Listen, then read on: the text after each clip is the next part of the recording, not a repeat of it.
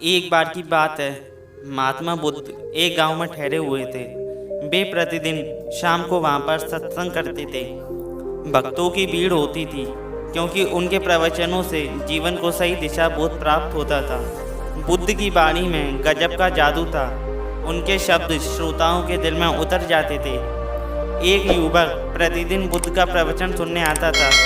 एक दिन जब प्रवचन समाप्त हो गए तो वह बुद्ध के पास गया और बोला, महाराज, मैं काफ़ी दिनों से आपके प्रवचन सुन रहा हूँ, किंतु यहाँ से जाने के बाद मैं अपने गृहस्थ जीवन में वैसा सदाचरण नहीं कर पाता जैसा यहाँ से सुनकर जाता हूँ। इससे सत्संग के महत्व पर शंका भी होने लगती है। बताइए मैं क्या करूँ।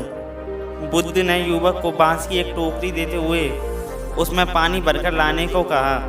युवक टोकरी में जल भरने में असफल रहा।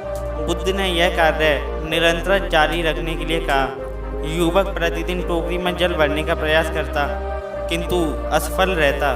कुछ दिनों बाद बुद्ध ने उससे पूछा, इतने दिनों में टोकरी में लगातार जल डालने से क्या टोकरी में कोई फर्क नजर आया?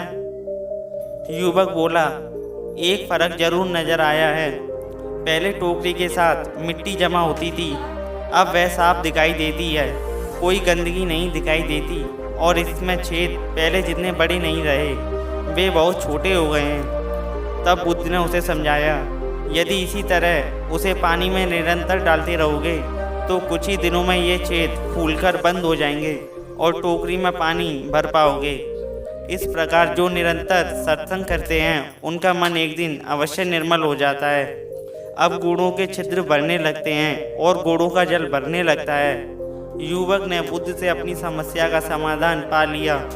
निरंतर सत्संग करने से दुर्जन भी सज्जन हो जाते हैं, क्योंकि महान पुरुषों की पवित्र वाणी उनके मानसिक विकारों को दूर कर उनमें सद्विचारों का आलोक प्रसारित करती है।